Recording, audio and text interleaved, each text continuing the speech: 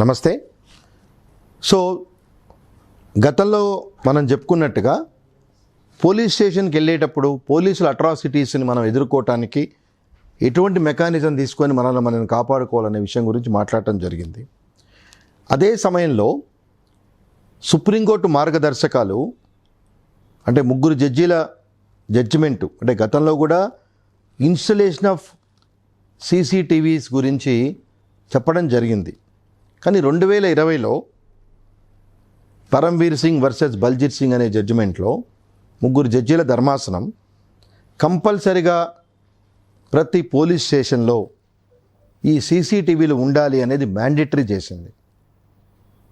అలాగే special agencies, central bureau of investigation, national security, అంటే విశిష్టత కలిగిన దర్యాప్తు సంస్థలన్నిటితో పాటు దేశంలో అంటే ప్రతి రాష్ట్రంలో ప్రతి జిల్లాలో ఉన్న పోలీస్ స్టేషన్స్లో కంపల్సరిగా A to Z కవరేజ్ అయ్యేట్టుగా ఈ CCTVస్ని పెట్టాలి అని మ్యాండేటరీ డైరెక్షన్స్ ఇవ్వడం జరిగింది. Yes, it is a very good decision. It is very useful to prove and to put the police personnel into their respective places. కానీ మోస్ట్ అన్ఫార్చునేట్ CCTVలు అన్ని police స్టేషన్లో ఉన్నాయి లేదు అంటే అది క్వశ్చన్ మార్కు. ఉన్న CCTVలు పనిచేస్తున్నాయా అంటే అది కూడా క్వశ్చన్ మార్కు. ఒక్కొక్కసారి అక్యూజ్డ్ పర్సన్స్ని తీసుకొచ్చినప్పుడు వీళ్ళని ఇంట్రాగేట్ చేస్తున్నప్పుడు CCTVల ఆపరేషన్ స్విచ్ ఆఫ్ చేసినా కూడా దేర్ ఇస్ నో సర్ప్రైజ్.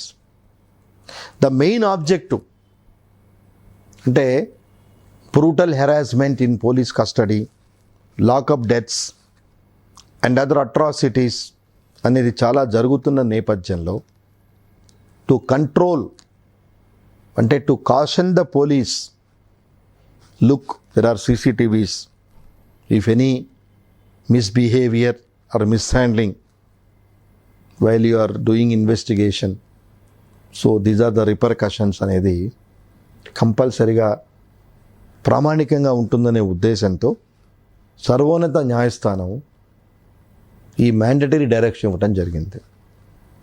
అలాగే ఈ CCTVs డేటా ఆ రోజు నుంచి కంపల్సరిగా 18 months ప్రిజర్వ్ చేయాలి. 18 నెలలు కంపల్సరిగా ప్రిజర్వ్ చేయాలి. అలాగే తన మీద ఏదైనా ఇబ్బంది జరిగింది పోలీస్ స్టేషన్లో ఇన్వెస్టిగేషన్ టైంలో కానీ లేదా పోలీస్ స్టేషన్కి వెళ్ళినప్పుడు కానీ ఇబ్బంది జరిగింది అని కంప్లైనెంట్ కానీ అక్యూజ్డ్ స్థాయిలో వచ్చిన పర్సన్ కానీ ఫిర్యాదు చేయటం జరిగితే ఆ సంబంధిత కాపీని అంటే ఆ వీడియో ఫుటేజెస్ని CCTVలో ఉండే వీడియో ఫుటేజెస్ని కంపల్సరిగా ఆ సంబంధిత వ్యక్తికి ఇవ్వాలి. కానీ చూస్తే చాలా పోలీస్ స్టేషన్లో CCTVలు ఉన్నా పనిచేయవు. అంటే టెక్నికల్ ప్రాబ్లంతో పనిచేయని సందర్భాలు కొన్ని అయితే ఈ పోలీసులకు యాక్టివిటీసు ఎక్కడ బయటకు వస్తాయో అని వీళ్ళే దాన్ని ఆఫ్ చేసుకుంటారు. నా అనుభవమే నేను మీతో మాట్లాడుతున్నా, ప్రేక్షకులు గమనించండి. ఎవరి విషయాలో ఎక్కడో విని తీసుకొచ్చి నేను మీకు చెప్పట్లేదు. గుంటూరు నగరంపాలెం ఇన్స్పెక్టర్తో ఒక కేసులో మాట్లాడితే CCTV ఫుటేజెస్ ఉన్నాయా అంటే ఎలుకలు కొరికేసినాయని చెప్పాడు. చాలా ఆశ్చర్యం వేసింది. సరే, ఎలుకలు కొరికేసినాయి, లైను రెక్టిఫై చేయించుకోవాల్సిన బాధ్యత లేదా? ఇదే మాట చెప్పమంటావా మీ DGPకి అన్నాడు. చెప్పుకోండి అన్నాడు. చూడండి, the lethargicness, the adamant attitude of the subordinate police officers. అంటే ఒక సర్వోన్నత న్యాయస్థానం ఇచ్చిన తీర్పులకి అలంకారప్రాయంగా కొన్ని పోలీస్ స్టేషన్లో CCTVలు ఉంటే ఇంకొన్ని పోలీస్ స్టేషన్లో CCTVలు అనేది ఏంటో తెలియదు. సుప్రీంకోర్టు చాలా క్లియర్గా చెప్పింది. వీటిని మెయింటైన్ చేయడానికి తగిన ఎలక్ట్రిసిటీ ఇవ్వండి, ఇంటర్నెట్ సౌకర్యాలు ఇవ్వండి, అంటే CCTVలు హ్యాండిల్ చేయడానికి తగిన టెక్నికల్ నోహో ఆ పోలీస్ స్టేషన్కి ప్రొవైడ్ చేయండి అని చెప్పని మార్గదర్శకాలు ఇచ్చింది. అలాగే సంబంధిత లెజిస్లేటర్సు ఎప్పుడైనా కనుక దీనిలో ఉంటే లెజిస్లేటర్స్ కూడా they have to ensure about the installation of CCTVs in is jurisdictional police stations. అంటే వ్యక్తి స్వేచ్ఛకు భంగం కలగకుండా ఉండే పద్ధతిలో భారత రాజ్యాంగము, సర్వోన్నత న్యాయస్థానము కల్పిస్తున్న అనేక రకాల వెసులుబాటుని ఎడమెంట్ యాటిట్యూడ్ అనుకోనివ్వండి, డెర్లిక్షన్ ఆఫ్ డ్యూటీస్ అనుకోనివ్వండి, నిబద్ధత లేనిగా ఈ ప్రభుత్వ వ్యవస్థలు పనిచేస్తున్నాయని చెప్పడంలో ఎటువంటి సందేహం లేదు.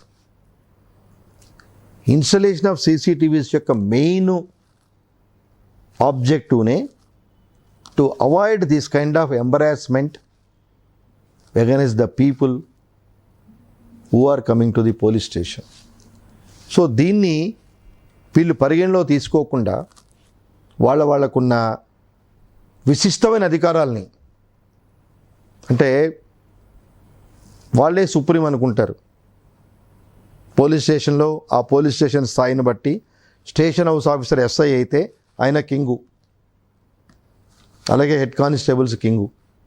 అంటే ఆ వ్యవస్థే కొన్ని సందర్భాల్లో భయభ్రాంతులు చేస్తుంది. అంటే హైదరాబాద్ నగరంలోనే చాలా పోలీస్ స్టేషన్లు ఈ రోజుకి నా అనుభవంలో కనీసం మర్యాదగా మాట్లాడటం కూడా చేత కానీ ఇన్స్పెక్టర్లు, సబ్ ఇన్స్పెక్టర్లు చాలామంది ఉన్నారంటలో సందేహం లేదు. అంటే వచ్చిన వాళ్ళతో మర్యాదగా మాట్లాడటం వాళ్ళకి తెలీదు. Filthy language, adamant attitude.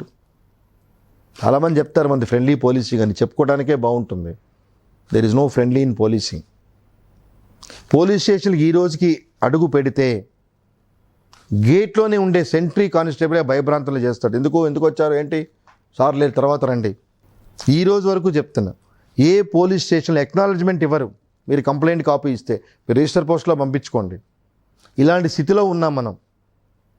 2023 సంవత్సరంలో మనం ఉండి కూడా ఎవరైనా పోలీస్ స్టేషన్కి వెళ్ళి ఎక్నాలజ్మెంట్ తెచ్చారు అంటే అదేదో ఇన్ఫ్లుయెన్స్ ఉండో లేకపోతే ఆ సంబంధిత అధికారులు తెలుసో తప్పించి సామాన్యమైన పౌరుడికి పోలీసులు ఎంటర్టైన్మెంట్ చేయటం అనేది ఉండదు.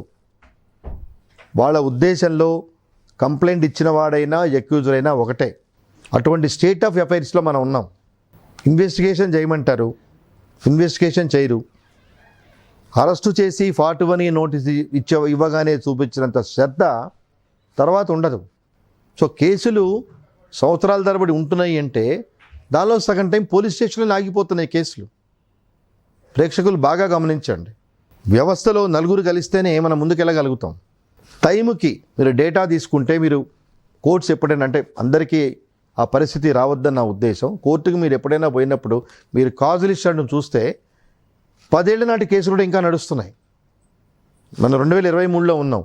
2013 కేసులు ఉన్నాయంటే కూడా దెర్ ఇస్ నో సర్ప్రైజ్. అంటే దాన్ని ఆ FIR ఎప్పుడు రిజిస్టర్ చేశారని చూస్తే దానికన్నా 5 ఏళ్ళ ముందు ఉంటుంది. 2006లో CBI కేసు మొన్న మాకు ఎక్విటల్ అయింది 1 మంత్ బ్యాక్. 2006 అంటే కంప్లైంటు 2005, కాగ్నిజెన్స్ తీసుకుంది 2006, లాస్ట్ మంత్ ఎక్విటల్ అయింది. అంటే ఇన్ని సంవత్సరాలు ఎక్యూజ్డ్ పర్సన్ కోర్టు చుట్టూ తిరుగుతూ ఎండ్ రిజల్ట్ ఎయిదర్ వే ఉండొచ్చు. సో అది సెకండరీ లెవెల్. సో ఫస్ట్ లెవెల్లోనే ఈ CCTVs ఇన్స్టాలేషన్ పెట్టిందే in order to prevent, in order to make accountability in case of any brutality, custodial torture, lockup deaths, etcetera. So ఈ అట్రాసిటీస్ని దృష్టిలో పెట్టుకొని supreme court ఇచ్చిన డైరెక్షన్స్ని ఎంతమంది police ఉన్నతాధికారులు ఈవెన్ వాళ్ళ జ్యూరిడిక్షన్లో ఉన్న పోలీస్ స్టేషన్స్లో ఈ CCTVs ఉన్నాయి అని ఎంక్వైరీ చేస్తున్నారో వాళ్ళ విఘ్నతకే వదిలేశాను. This is the open debate. ఇచ్చిన మార్గదర్శకాలు, ఇది నేను చెప్పేది, వేరే వాళ్ళు చెప్పేది కాదు. 3 జడ్జిల ధర్మాసనం పరివార్ సింగ్ వర్సెస్ బల్జిత్ సింగ్ కేసులో, Parivar Singh is the commissioner of Mumbai. He misuse his power, he manipulated CCTVs. ఆ సందర్భంలో వచ్చిన జడ్జిమెంట్లో high court took the matter very seriously. గతంలో కూడా 2-3 సందర్భాల్లో ఇన్స్టలేషన్ ఆఫ్ CCTVs విశిష్టతని సుప్రీంకోర్టును వక్కాణించింది. కానీ 2020లో చాలా మ్యాండేటరీగా అంటే లెజిస్లేటర్స్ కూడా మానిటర్ చేయమని అంటే you please and realise how much importance they are giving the installation of CCTV. చాలా క్లియర్గా చెప్పింది. లోకల్ లెజిస్లేటర్స్ వారి జ్యూరిడిక్షన్ పోలీస్ స్టేషన్లో ఎన్ష్యూర్ ఇన్స్టలేషన్ ఆఫ్ సీసీటీవీస్. అలాగే తీసుకున్న డేటా 18 నెలలు ప్రిజర్వ్ చేయాలి. అంటే 18 నెలల తర్వాత దాన్ని నిజం చేయమని కాదు, కంప్లైంట్ ఏదైనా ఇవ్వటం అనేది జరిగితే ఈ 18 నెలల లోపలే అనే టైం సరిపోతుంది కాబట్టి 18 నెలలు. మళ్ళీ గతంలో చెప్పిన section 17-18 human rights protection act, పోలీసుల వల్ల ఏ రకమైన హ్యూమిలియేషన్ జరిగినా కానీ యూ కెన్ క్లెయిమ్ కాంపెన్సేషన్. ఎప్పుడైతే మీరు పోలీస్ స్టేషన్కి పోలీసులు పిలిచినప్పుడు వెళ్తారో యూ ఎన్ష్యూర్, మీరు అడగండి, దిస్ యువర్ ఫండమెంటల్ రైట్. సీసీటీవీలు ఉన్నాయా? మీరు చాలా కేసులో చూసే ఉంటారు.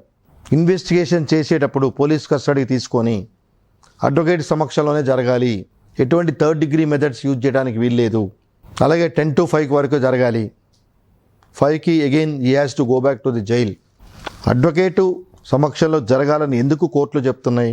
మీరు ఆలోచించాలి. అంటే డెఫినెట్గా there is every likelihood of mishandling the situation by the police అని కోర్టు భావించినప్పుడు అడ్వకేట్ కమిషన్ అపాయింట్ చేస్తారు. క్లియర్ కట్గా డైరెక్షన్స్ ఇస్తారు. అడ్వకేట్ సమక్షంలోనే ఇన్వెస్టిగేషన్ జరగాలి. కానీ అన్ఫార్చునేట్, నేను చెప్తున్నాను, అడ్వకేట్ వెళ్ళినా అక్కడ కూర్చో అంటారు పోలీసులు, దూరంగా కూర్చో. అంటే అడ్వకేట్కి ఈ ఇన్వెస్టిగేషన్ జరిగేటప్పుడు యాక్సెస్ అనేది ఉండదు. బట్ ఏంటంటే ఏదో దూరంగా ఉన్నాడు కాబట్టి ఓకే ఇట్స్ ఆల్ రైట్, కొంచెం సేఫ్టీగా ఉన్నాం అనే పరిస్థితి ఉంటుంది. అడ్వకేట్ సమక్షంలో జరుగుతున్న యాక్సెస్ అనేది ఉండకపోతుంది. కానీ ఒక రకమైన భయం అనేది పోలీసులకు ఉంటుంది. అంటే మనం ఏదైనా ఇప్పుడు మిస్బిహేవ్ చేశామంటే tomorrow this advocate will report to the court అనే ఒక ఫియర్ అనేది ఉంటుంది. కాబట్టి there is every likelihood of handling properly. So మీకు ఈ కార్యక్రమం ద్వారా తెలియజేసేది ఏంటంటే, పోలీస్ స్టేషన్కి ఎంక్వైరీ పిలిచినప్పుడు ప్లీజ్ ఎన్ష్యూర్ దేని మీద వెళ్తున్నావు ఏంటి, సీసీటీవీస్ ఉన్నాయా లేదా ముందు కనుక్కోండి. అడగండి, తప్పేమీ లేదు. దయచేసి భయపడద్దు. పోలీసులు కూడా మనలాంటి మనుషులే, వాళ్ళేం రాక్షసులు మృగాలు కాదు. తెలియకుండా మనమే ఒక ఫోబియాని ఆపాదించుకున్నాం. పోలీసులు అంటే ఒక నెగటివిటీ, మనకై మనం ఒక భయం అనేది మనం ఏర్పాటు చేసుకున్నాం. పోలీసుల్లో మంచివాళ్ళు చాలామంది ఉన్నారు. కానీ మనం మెత్తగా ఉంటే things will not move before police. అందరూ ఎడ్యుకేటెడ్ పీపులే. నేరం చేశామా చేయలేదా డిసైడ్ చేసే అధికారం వాళ్ళకి లేదు. మీరు బాగా గుర్తుపెట్టుకోండి. 1,00,000 పేజీల ఛార్జ్ షీటు పోలీసులు మన మీద ఫైల్ చేసినా న్యాయస్థానం నిర్ణయించే వరకు తప్పొప్పులు మనం ఓన్లీ అక్యూజ్డ్ పర్సన్స్, నేరం మోపబడిన వాళ్ళమే. ఇది మీరు బాగా గుర్తుపెట్టుకోండి. ఈ పర్టికులర్ విషయంలో ఇన్వెస్టిగేటింగ్ అథారిటీ తప్పించి they are not punishing authority. కానీ పోలీసులు కొట్టటము, టార్చర్ చేయటం అనేది that become a passion out of their functions. అంటే వాళ్ళ యాక్టివిటీస్లో అది కూడా ఒక భాగం అయిపోయింది. మీరు తరచుగా చూస్తూనే ఉన్నారు. కానిస్టేబుల్ నుంచి ఉన్నతాధికారుల స్థాయి వరకు రకరకాల సందర్భంలో రకరకాల నేరాల్లో సస్పెండ్ చేయటం, ఏసీబీకి పట్టుబట్టడం, సిబిఐ దాడులు చేయటం అన్నీ చూస్తూనే ఉన్నాం. వాళ్ళు ఎవరికి అతీతులు కాదు. మీరు గమనించండి. మిగతా ప్రభుత్వ ఉద్యోగుల మీద ఎటువంటి క్రమశిక్షణా చర్యలు యూజువల్గా ప్రభుత్వం తీసుకుంటుందో అదే పద్ధతిలో పోలీసు సిబ్బంది, పోలీసు అధికారుల మీద కూడా ప్రభుత్వము, న్యాయస్థానాలు కంపల్సరిగా యాక్షన్ తీసుకుంటాయి. కానీ దాన్ని ప్రూవ్ చేయాల్సిన బాధ్యత మనది. మ్యాజిస్ట్రేట్ దగ్గరికి వెళ్ళినప్పుడు మిమ్మల్ని కొట్టారా అని అడుగుతారు. ఏం కొట్టలేదు, బాగా చూసుకున్నారంటాం. అది అబద్ధం జడ్జికి తెలుసు, మనకి తెలుసు. కానీ ముందే మరి భయపెట్టి పంపిస్తారు. ఏమన్నా చెప్పామనుకో జడ్జి గారికి, తర్వాత చూడండి సంగతి చెప్తామంటారు. సో జరిగింది డ్యామేజ్ ఎడిది జరిగింది, మళ్ళీ ఫర్దర్ డ్యామేజ్, ఫర్దర్ ఫ్రిక్షన్ ఎందుకు పోలీసులతో అని అందరూ సర్దుకుపోతున్నారు. మనం కరెక్ట్గా ఉండి మన హక్కులు బాధ్యతలు కనుక స్పష్టంగా మనం పాటిస్తే ఏ పోలీస్ అధికారి లక్ష్మణ రేఖ దాటడు. బాగా గుర్తుపెట్టుకోండి. వెహికల్ మీద పోతుంటాం, మన దగ్గర ఏదో ఇర్రెగ్యులారిటీస్ ఉండబట్టే the other person try to exploit. మీరు కరెక్ట్గా ఉన్నారనుకోండి, డోంట్ కేర్, మనం కరెక్ట్గా ఉండం. There must be some missing element with us. ఆ missing element is strength of the police. But police స్టేషన్కి వెళ్ళినప్పుడు while handling with police, every citizen in this country must be very cautious, very dare enough. You need not bend your self. మీకు police ఉన్నతాధికారులకి మీరున్నారు, even criminal procedure కోడ్లోనే ఉంది. 154 కింద మీరు complaint ఇచ్చినప్పుడు complaint మీద కనుక యాక్షన్ రియాక్ట్ కాకపోతే you can inform to the higher ups. కాబట్టి ఈ ఎపిసోడ్తో నా మెయిన్ యాంగ్జైటీ యాజ్ ఇట్ ఈస్గా మనం సఫర్ అవుతున్నప్పుడు మనల్ని రక్షించే రక్షణ వ్యవస్థలోకి వెళ్ళి కూడా police main duty is law and order. So ఆ వ్యవస్థ దగ్గరికి వెళ్ళి కూడా మనం ఇబ్బందులు తెచ్చుకోబడుతున్నాము, వాటిని ప్రాపర్గా యాజిటేట్ చేయకపోతున్నాము అంటే తప్పు మీదే అవుతుంది. కాబట్టి తగిన జాగ్రత్తలు తీసుకోండి. మీ మీద కంప్లైంట్ ఏదైనా రిజిస్టర్ అయింది అంటే చట్టపరంగా ఏ రకమైన వెసులుబాటు ఉంటుందో ఆ వెసులుబాటు మీరు తీసుకోండి. You avail the remedies legally provided under the constitution. You face the situation. ఎవరైనా పరిధులు దాటి పోలీసు సిబ్బంది కానీ అధికారులు కానీ ప్రవర్తిస్తే అట్లీస్ట్ ఈ కార్యక్రమం విన్న వాళ్ళైనా without any hesitation you lead the situation, you question the situation, you complaint the situation to the higher ups as well as judiciary to protect your interest. అందుకే చెప్తున్నా, ధర్మో రక్షితి రక్షిత. ఎవరికి మనల్ని కొట్టే హక్కు తిట్టే హక్కు లేదు. అయినా పోలీస్ వ్యవస్థ దాన్ని చేస్తున్నారు అంటే మనం దానికి ప్రాపర్ అయిన సమాధానం చెప్పలేకపోతున్నామన్న దౌర్భాగ్యం వల్లే వాళ్ళు ఆ రకంగా బిహేవ్ చేస్తున్నారు. ఏ చట్టంలో ఉంది చూపించండి పోలీసులు కొట్టచ్చని. బట్ ఏ అక్యూజ్డ్ పర్సన్ వెళ్ళి ధైర్యంగా నన్ను బలానా వ్యక్తి కొట్టాడు తిట్టాడని చెప్పగలుగుతున్నారు? చెప్పలేరు, బికాజ్ ఆఫ్ సర్టన్ స్టిగ్మాస్. కాబట్టి డోంట్ హెజిటేషన్. కొంతమంది స్టార్ట్ చేయిందే వీ కెనాట్ సెటిల్ దలా. సో తీసుకున్నవన్నీ పాజిటివ్గా స్పందిస్తారని, మీకు కానీ మీ కుటుంబ సభ్యులు కానీ స్నేహితులు కానీ భవిష్యత్తులో ఎటువంటి ఇబ్బందులు రాకూడదని నా కోరిక. ఎప్పుడైనా తప్పనిసరి పరిస్థితుల్లో విధివశాత్తు అలాంటి పరిస్థితులు మీకు సంక్రమిస్తే ఇప్పుడు నా సూచనలు సలహాలు మీకు ఉపయోగపడతాయని చెప్పి ఆశిస్తూ నమస్కారం.